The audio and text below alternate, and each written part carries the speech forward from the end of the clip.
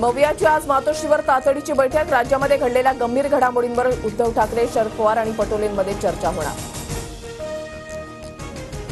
शिवरायांचा पुतळा कोसळल्याच्या निषेधार्थ आज मवियाचं आंदोलन। प्रशासनाच्या भ्रष्टाचार कारभाराविरोधात शिवरायांच्या पुतळ्याच्या ठिकाणी मोर्चा। जयंत पाटील, आदित्य ठाकरे, वडेट्टीवार सहभागी होणार।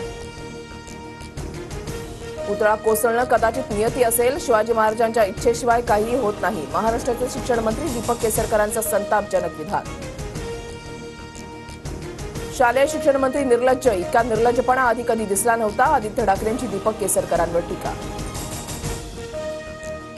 शिवरायांचा पुतळा कोसळणं ही दुःखद घटना, त्यावर राजकारण करू नका, फडणवीसांचं आवाहन। तर पुतळा राज्य सरकारने नाही तर नौदलाने बसवल्याचं फडणवीसांकडून स्पष्ट। सरकार स्वतःचं पाप नौदलावर ढकलतंय। महायुती सरकारकडून शिवाजी महाराजांचा अपमान, महाराष्ट्राची माफी मागून राजीनामा द्यावा, सतेज पाटलांचा हल्लाबोल। हर्षवर्धन पाटील भाजपला धक्का देण्याची शक्यता। हर्षवर्धन पाटील आणि शरद पवारांचा मुंबईतील भेटीचा व्हिडिओ समोर, तर पुण्यातही दोघांमध्ये बैठक झाल्याची माहिती।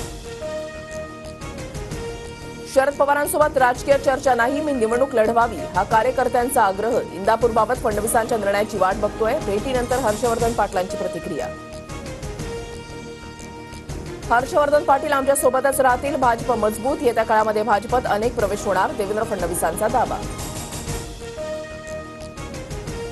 2.5 वर्षांआधी पापाची हंडी फोडली, विधानसभेची हंडी ही महायुतीच फोडणार, मुख्यमंत्री शिंदेंसह फडणवीसांना विश्वास।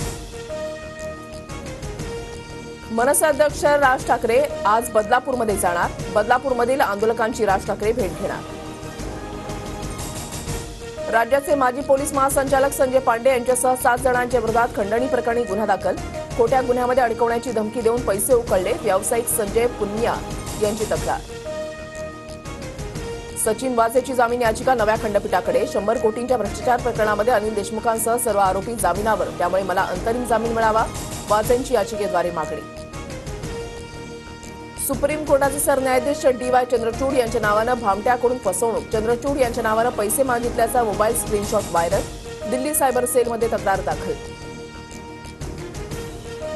ममता बॅनर्जींच्या राजीनाम्यासाठी कोलकात्यामध्ये विद्यार्थ्यांचं नबान्ना अभियान। 23 महिलांसह 123 आंदोलकांना अटक। कोलकाता पोलिसांच्या कृत्याच्या निषेधार्थ भाजपकडून आज बंदची हाक। जय शहा यांची ICCच्या अध्यक्षपदी बिनविरोध निवड, 1 डिसेंबर रोजी कारभार सांभाळणार। हिमाचल प्रदेशमध्ये मुलींच्या लग्नाचं वय आता 18 वरून 21 वर, हिमाचल प्रदेश सरकारचा मोठा निर्णय, कायदा पारित।